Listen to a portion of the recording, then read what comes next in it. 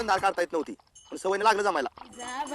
सांगा तरी बाई किसना माझा देखील का नाही. ताजं ताक आहे तेवढं पिऊन घे. माझी अंगठी सरवली ना पेंड्या. राखे वाहून गेलं.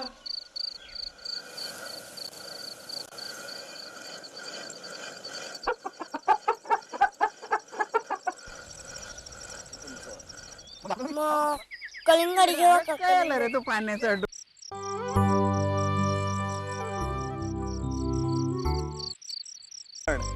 थांब माझ्या बाळाला अंगड टोपरं घालते.